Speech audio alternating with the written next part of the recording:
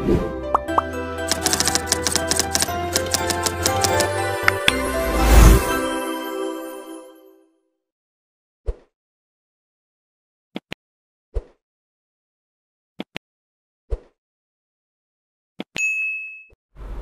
Suara Tapian Channel, kita tahu bahwa Gunung Toba konon katanya 3 kali meletus.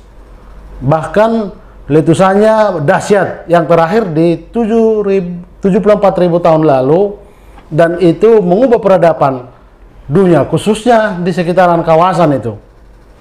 Lalu pertanyaannya sekarang, karena sekarang orang-orang Batak di grup WA berbicara tentang identitas kita. Ada ungkapan menyebutkan bahwa makin bijak seseorang, dia akan rindu pada asal-usulnya. Sampai hari ini kalau kita berdasar misalnya Tarombo, orang Batak itu baru belum 1 atau 1000 tahun. Tapi banyak yang menyebut sudah lebih.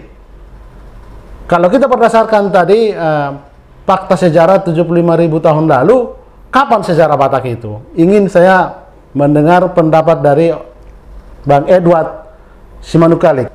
Bang Edward, bicara dari pengantar tadi, konon bahwa Gunung Toba itu meletus 3 kali, dan yang terakhir itu 74.000 tahun lalu.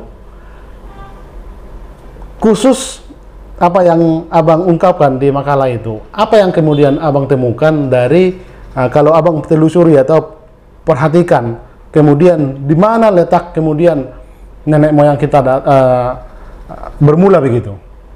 Saya akan mulai bahwa seperti saya sebutkan di dalam tulisan saya itu sebagai pemerhati sejarah alternatif peradaban. Ya.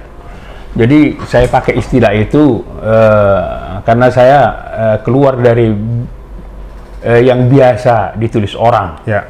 Karena saya juga memakai data DNA dan juga berbagai paleontologi dan juga arkeologi dan juga linguistik, dan juga saya memakai data-data yang lain juga lah. Jadi saya pakai seperti itu.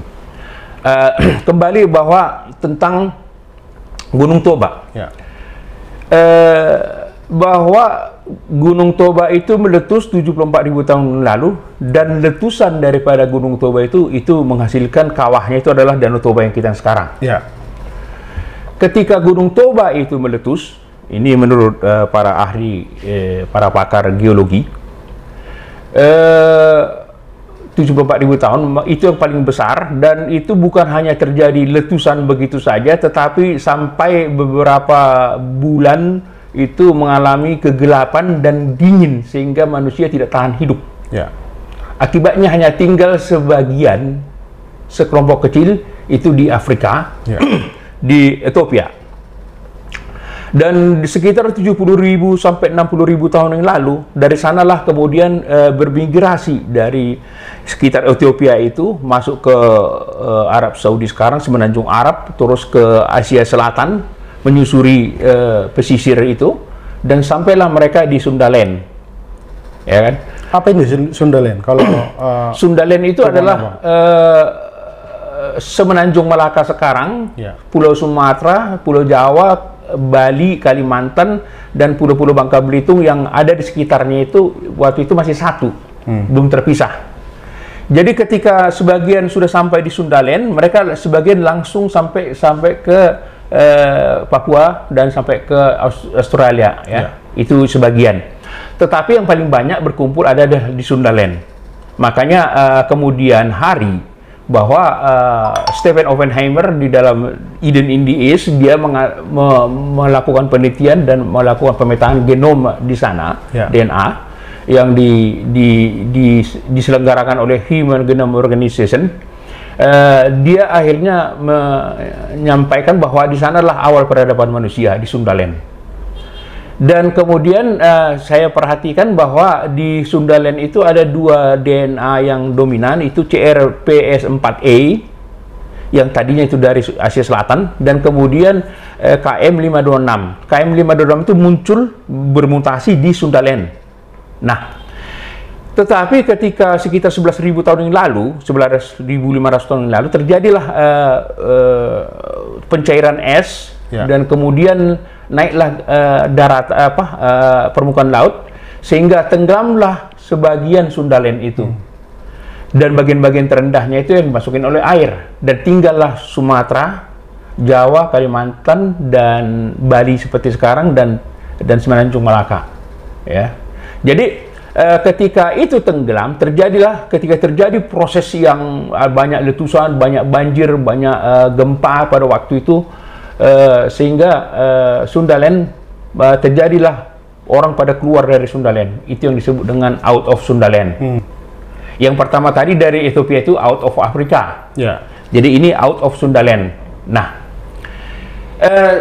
sebagian dari Sundaland itu, yang ada di Sundaland itu sebagian ada yang ke Eropa, ada yang ke Asia Tengah, dan juga ada yang ke Yunan, Yunan OM 175 itu, dan kemudian sebagian ada yang ke Sumatera, ke Indonesia ini, itu CRPS-4E, tapi itu bukan kita. Sedangkan KM526 itu, ya kan, itu marka DNA-nya, itu adalah nenek moyang kita yang pertama. Pemetaan DNA itu dari siapa? Itu Human Genome Organization yang membuat. Jadi itu bisa dipertanggungjawabkan pilot itu, bahwa mereka menyebut itu karena memang sudah meneliti dengan pilot, ya?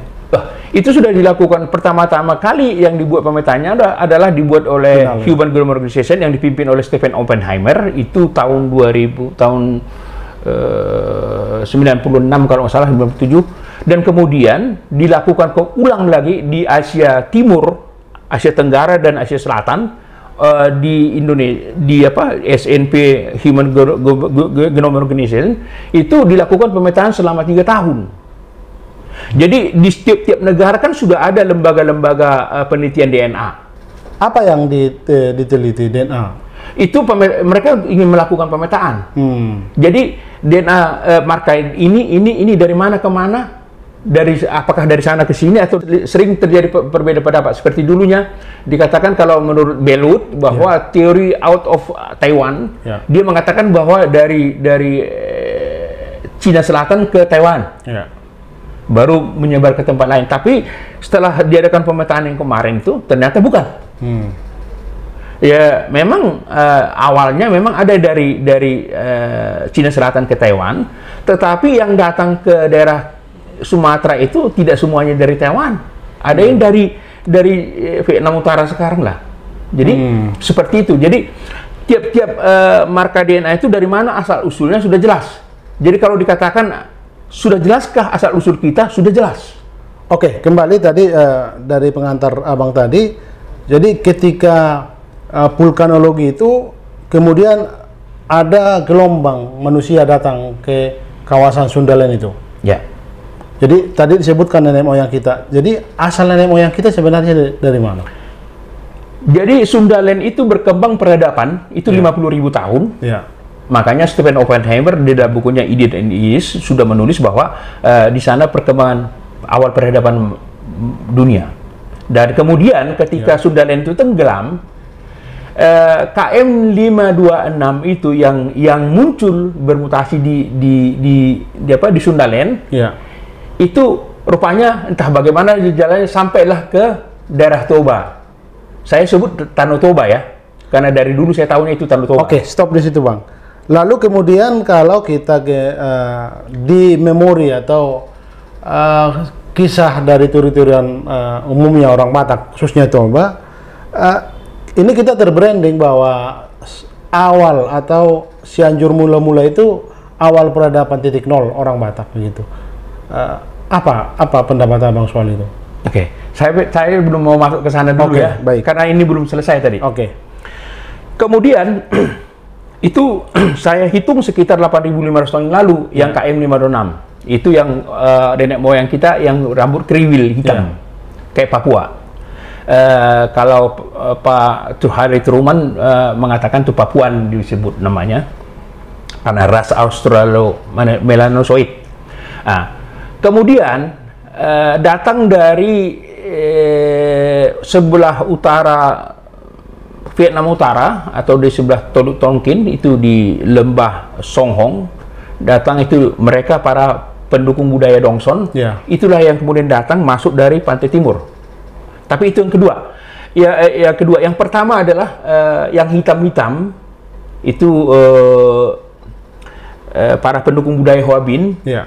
Mereka itu banyak di pantai timur, ya kan, dari Deli Serdang sampai ke Lok Sumawe. Ya.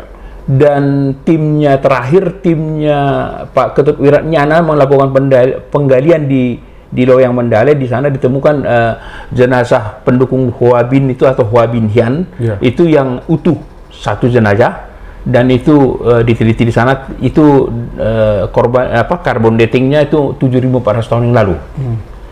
Jadi tapi kemudian ditemukan oleh Bernard Kevin Maloney yang melakukan penelitian di Humbang, itu di Naga Seribu itu, dan Tao Silitong, dan kemudian di PSI Jajab di Simamorana Bolak. Kalau Tao Silitong di dekat Sila Bandura ya. Baru di PSI Jajab di Silangit. Di dalam Belwood itu dikatakan, dan juga di website universitas di dunia itu mengatakan bahwa 6.500 tahun yang lalu sudah ada manusia yang membuka hutan di sana. Dan itu adalah menurut perkiraan itu dari pantai timur tadi, bahwa itulah para pendukung budaya Hwabin.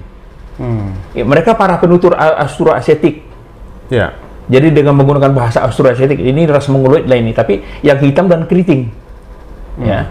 Itu yang banyak di sana, di Humbang ini. Baru itu gelombang kedua tadi yang dari Dongson. Ya.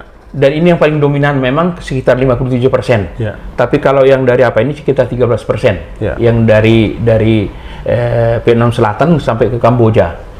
Itu kelompok manusia yang ada di Tanah Toba ya. Saya menyebutnya Tanah Toba. Kemudian arus gelombang migrasi dari Taiwan itu dari suku Amis dan suku Atayal itu dengan kode marka DNA-nya OM110 dan OP203 itu masuk dari pantai barat. Mereka mungkin datang dari Taiwan terus menyusuri pantai barat itu, pesisir barat. Sebagian ada di Enggano, sebagian ada di Mentawai, sebagian di Taiwan, di Nias, dan sebagian lagi masuklah ke daratan Sumatera. Ya kan? Nah, Nias itu sudah dilakukan penelitian. Dan dia 100% sama DNA-nya dengan suku Amis dan suku Atayal dari Taiwan. Itu suku asli Taiwan. Dan kemudian DNA Toba itu ada DNA mereka nih. Jadi kalau di zaman prasejarah, DNA Toba itu adalah KM526 sama OM95 sama OP201 baru sama OM110 baru sama OP203. Inilah nenek moyang kita prasejarah. Menjadi campuran. Ya. Jadi dari pihak lembaga Eijkman pun beberapa waktu yang lalu ketika di pilkada kemarin di pilpres yang lalu mereka menyatakan tidak ada yang asli sebenarnya dari kita Indonesia, karena pada dasarnya nenek moyang kita adalah nenek moyang campuran. Bagaimana pendapat Muhammad Yamin yang menyebut bahwa nenek moyang kita tidak berasal dari mana-mana, sudah ada di tanah Nusantara ini sebelumnya? Itu pendapat Muhammad Yamin di masa lalu kan. Waktu itu perkembangan DNA belum sampai, ilmu pengetahuan belum sampai sekarang. Jadi 5 marka itu berasal dari zaman prasejarah. Tapi yang dominan nenek moyang kita adalah dari berbahasa Austronesia.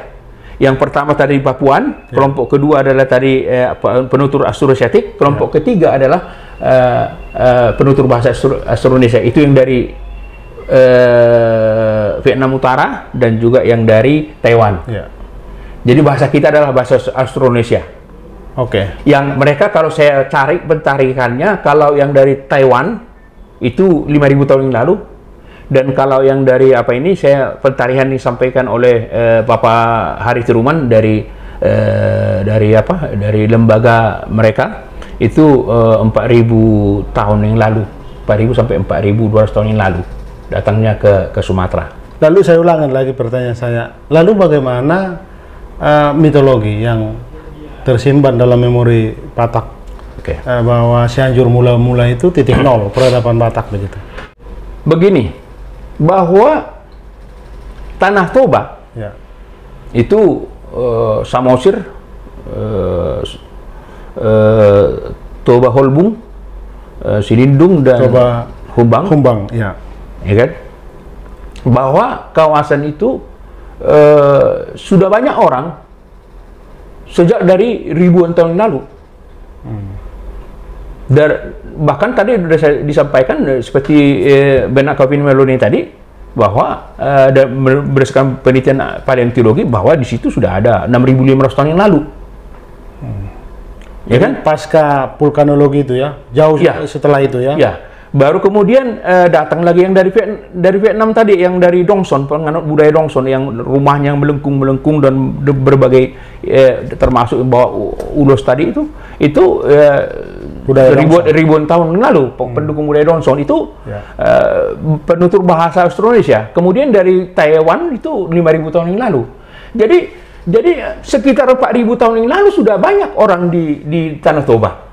Artinya bisa disebut nenek moyang orang Batak itu juga beberapa gelombang datang, lalu beberapa kelompok juga begitu. Ya, beberapa kelompok. Dan kemudian itu sudah berkumpul di sana sekitar 4.000 tahun yang lalu, sudah berkumpul di sana. Dan kemudian terjadi percampuran.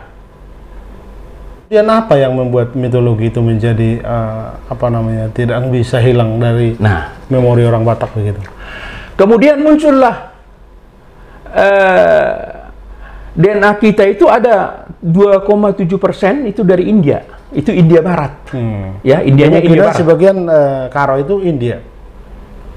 Ada Indianya, tapi beda Indianya dengan India kita. Karena agama suku di Karo itu ada disebut agama Pemna. Jadi dia mirip Parmalim, atau di Toba kan banyak juga agama suku, bukan hanya Parmalim, ada Parbargin, ada macam-macam.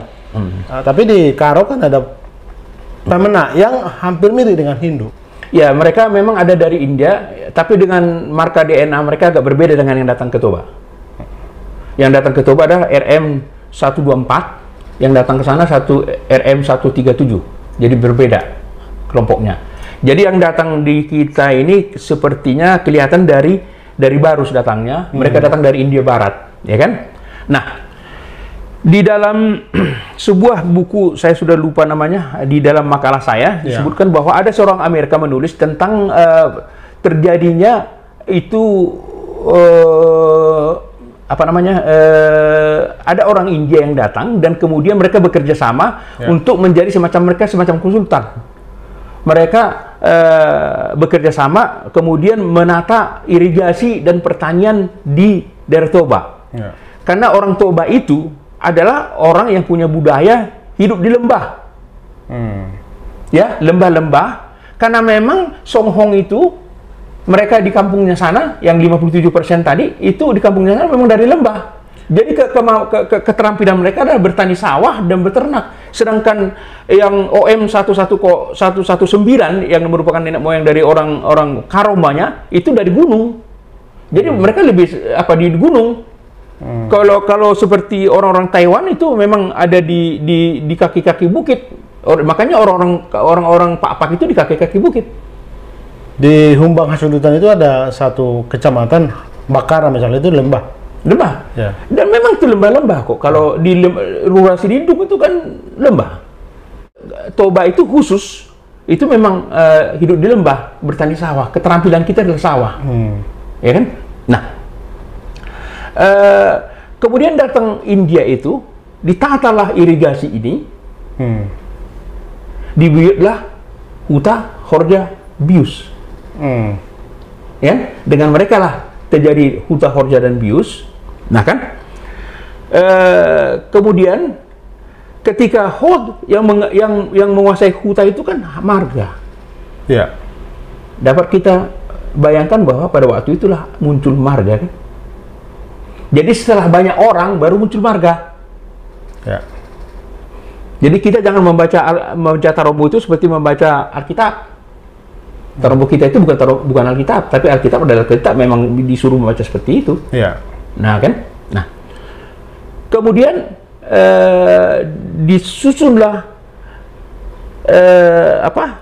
sistem tadi Huta Horja dan Bius tadi Dan mereka sepertinya tinggal di Cianjur mula-mula itu, di sekitar situ. Ya kan? Ya. Makanya tidak ada tulang belulang di situ ditemukan. Hasil penelitian arkeologi ya, bahwa Balai Arkeologi Sumatera Utara kan sudah melakukan penelitian di sana. Itu dihitung oleh yang dipimpin oleh Bapak Ketut Wiranyana, disupervisi oleh Bapak Profesor Hari Turuman Simanjuntak, bahwa di sana itu kan sekitar 600 tahun usia situsnya di Cianjur mula-mula. Jadi bisa kita bayangkan, kalaupun itu si Raja Batak 600 tahun yang lalu, ya itulah usianya. Cianjur mula-mula itu masih sekitar situ. Sedangkan orang kita sudah ada 5.000 tahun yang lalu. Karena kembali soal peradaban titik nol yang sebagian yakin bahwa itu peradaban Batak awal di Cianjur mula-mula, dan itu nanti juga membangun pemikiran bahwa semua asal Batak, termasuk misalnya di Simalungun, karena dihubungkan misalnya dari marga-marga. Di Toba ada Sinaga, di Simalungun ada Sinaga, itu asalnya dari Toba begitu. Di Pakpak misalnya ada Sinamo dan marga lain asalnya dari Toba, yaitu Naibaho begitu. Ya, marga-marga ini kemudian juga kan katanya versi dari mitologi itu bahwa dari Cianjur mulalah menyebar ke seluruh Batak yang 6 etnis ini. Bagaimana pendapat Abang? Oke, sebelum saya masuk ke sana, saya bicara dulu tentang mitologi tadi. Ini secara khusus saya bahas dulu. Selalu kita mengatakan bahwa itu adalah mitologi, seakan-akan asal nenek moyang kita menggambarkan seperti itu. Ya, saya terus terang ketepatan, saya pernah belajar misiologi dan saya banyak bertemu dengan mitologi-mitologi. Mitologi-mitologi itu umumnya itu singkat-singkat, tidak detail. Tetapi yang kita katakan mitologi itu yang dari langit lapis yang ketujuh itu adalah demikian lengkapnya. Tapi ada satu hal yang harus kita perhatikan, yang diabaikan orang atau yang terabaikan lah begitu, bahwa mitologi itu adalah cerita-cerita dari India, dan itu sudah ada penelitian untuk itu khusus. Dan bahasa-bahasa yang digunakan, istilah-istilah itu Batara Guru segala macam, itu adalah istilah-istilah India atau bahasa Dravida lah, penutur Dravida. Padahal nenek moyang kita bukan Dravida. Nenek moyang kita dalam prasejarah tadi sudah saya jelaskan tadi adalah orang-orang para pendukung Austronesia, ya kan? Para penutur bahasa Austronesia yang sudah datang 5.000 tahun yang lalu. Jadi rentang waktunya itu beda sekali.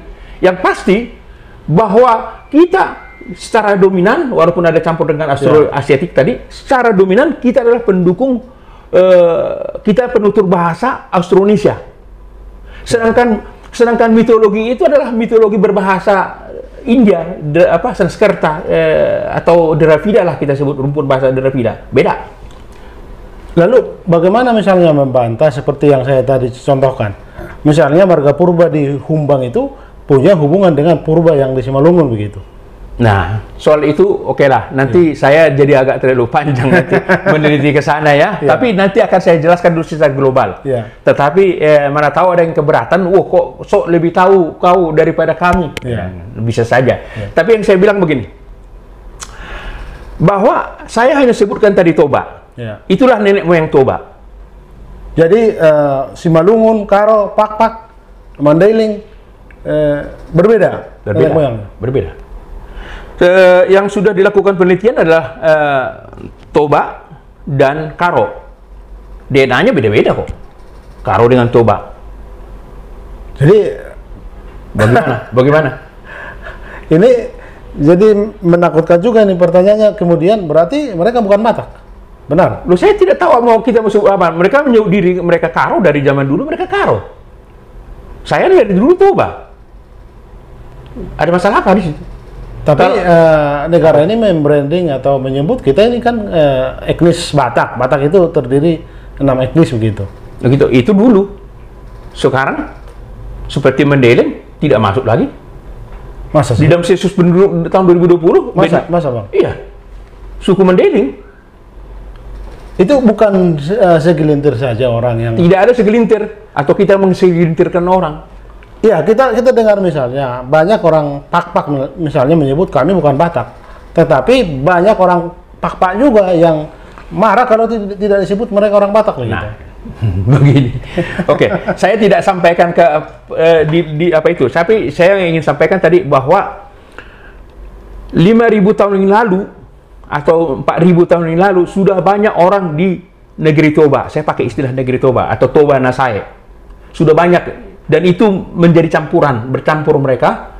Jadi nenek moyang kita tidak satu. Ya. Saya tidak tahu bagaimana munculnya si Raja Batak itu untuk sementara ini, begitulah dulu. Tapi nenek moyang kita tidak satu dan sudah ada 4.000 tahun yang lalu, 5.000 tahun yang lalu, 6.500 tahun yang lalu.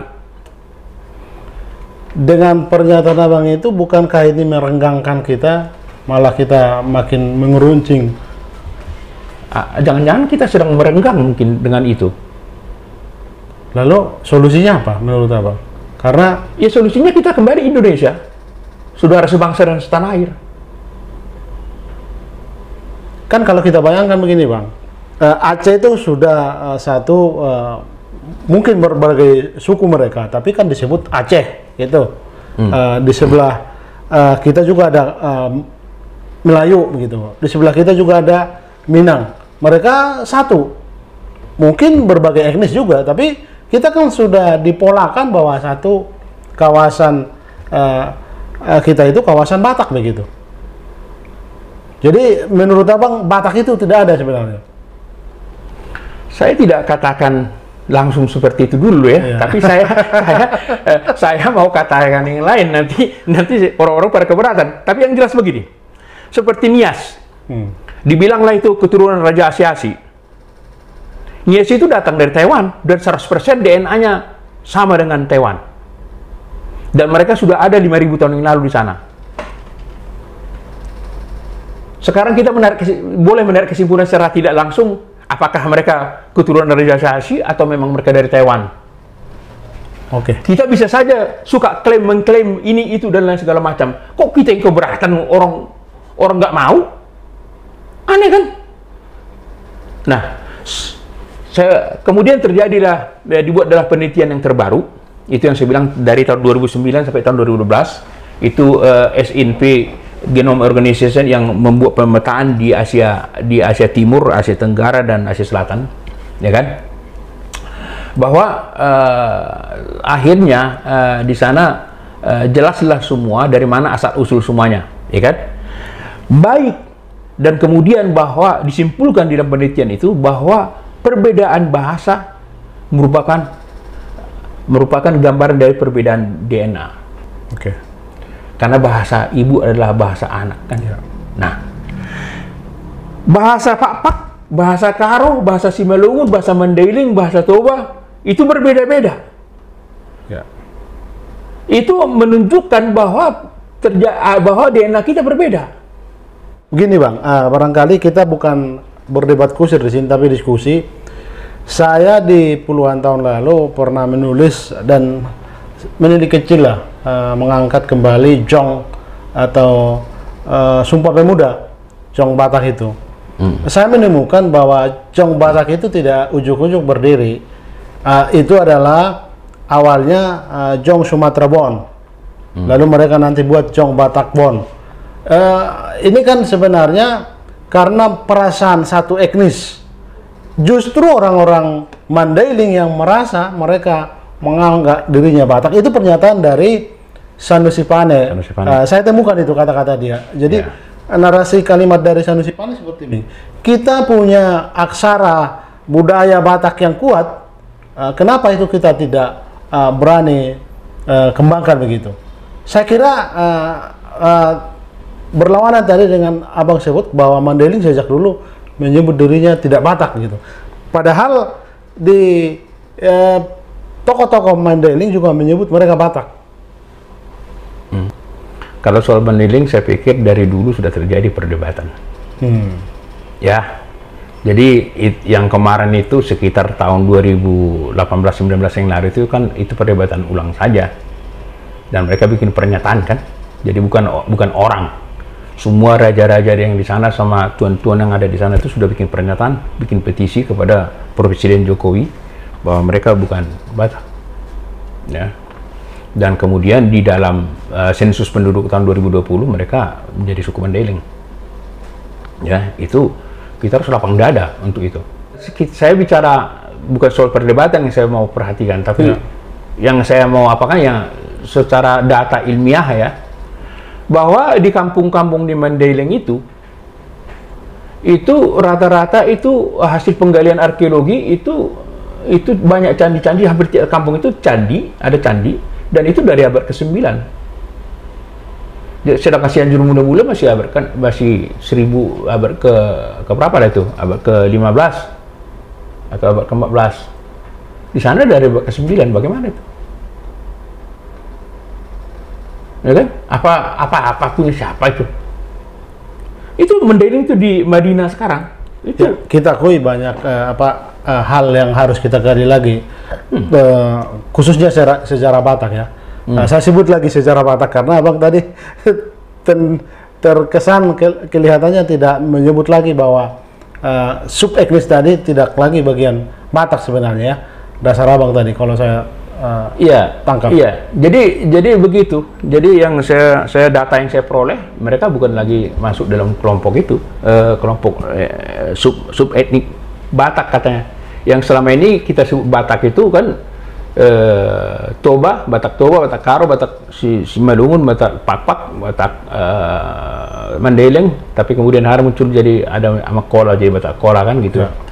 Itu yang dibuat oleh Profesor Sipayung Payung Bangun dulu. Kan.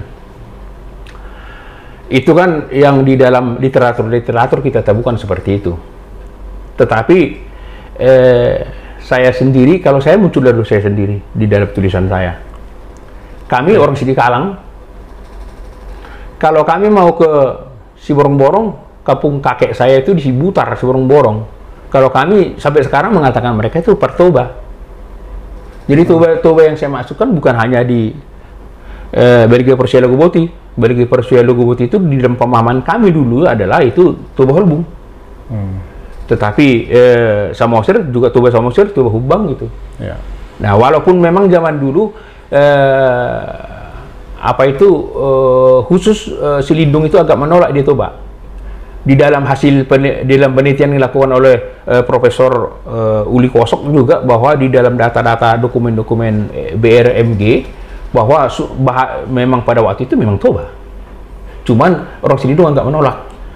Oke Bang, terima kasih nih atas bincang-bincangnya, waktunya. Kenapa saya ajak Abang berbincang-bincang? Karena makalah yang Abang buat dan disebarkan di grup-grup Batak. Dan saya dengar akan dilebarkan menjadi buku ya Bang?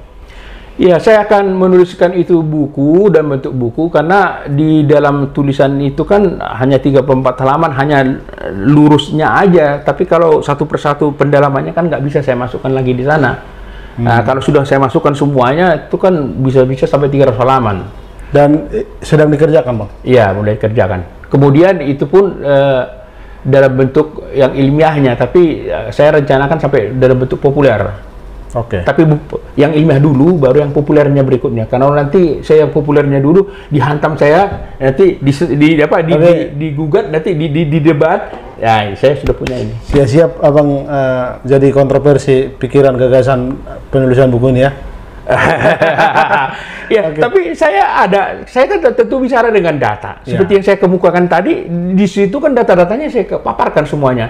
Ada data-data dari beberapa disertasi, ada Lancaster dan apa segala macamnya, bahwa kapan istilah Batak itu muncul adalah sejak kekristenan datang. Dan ada penelitian khusus tentang itu bahwa misionaris dan juga pemerintah Belanda yang membawa istilah Batak itu. Menarik ini.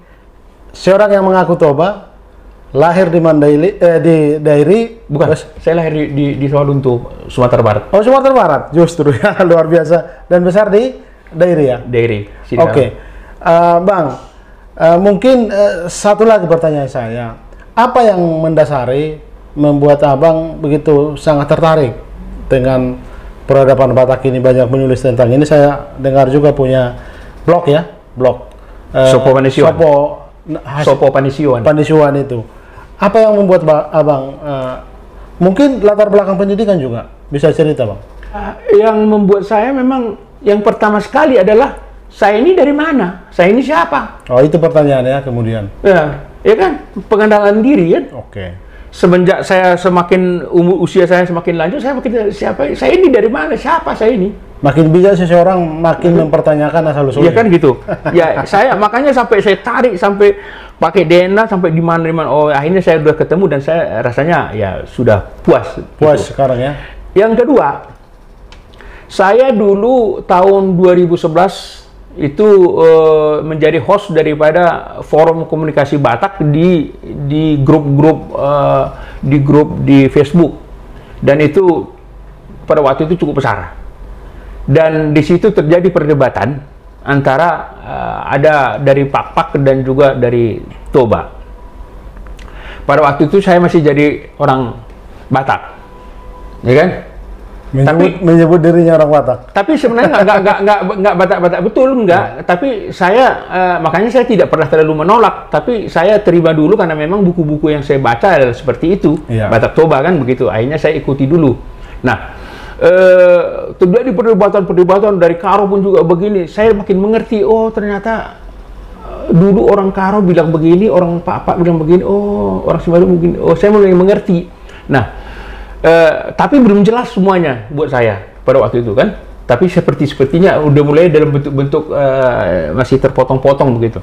Nah, kemudian saya melihat muncullah tulisan hasil penelitian daripada siapa itu orang dari Unimed itu, bahwa yang membuat kita Batak itu adalah para misionaris Jerman dan Belanda.